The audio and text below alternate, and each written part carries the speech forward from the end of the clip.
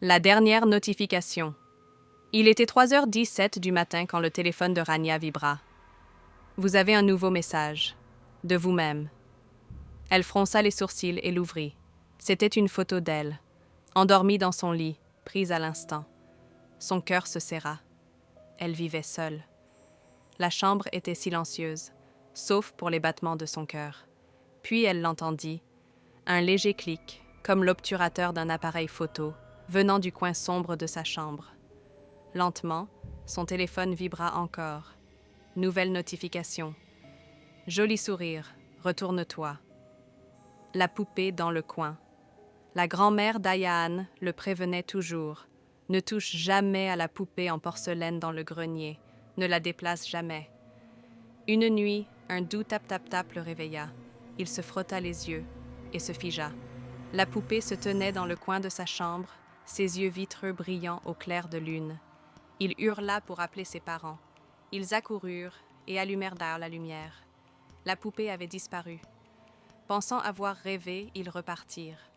Mais Ayaan ne put pas dormir. Des heures plus tard, il entendit un léger rire et la porte du grenier claqua toute seule.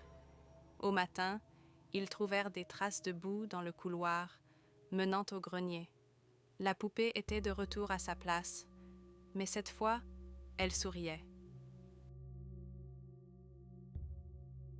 L'ascenseur qui saute des étages. Tard dans la nuit, Sarah rentrait du travail et entra dans l'ascenseur de son immeuble. Elle appuya sur 7. L'ascenseur ronronna, mais s'arrêta à 4 à la place.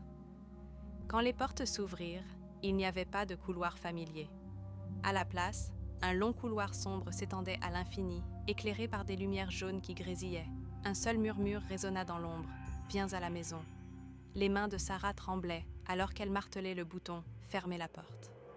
Enfin, les portes commencèrent à se refermer, jusqu'à ce qu'une main pâle et glacée surgisse dans l'ouverture. Elle recula en trébuchant. Quand les portes s'ouvrirent complètement, le couloir avait disparu. L'ascenseur était vide, mais lorsqu'elle arriva au 7e étage, la porte de son appartement était déjà ouverte et son téléphone vibra avec une nouvelle notification. « Bienvenue à la maison, Sarah ».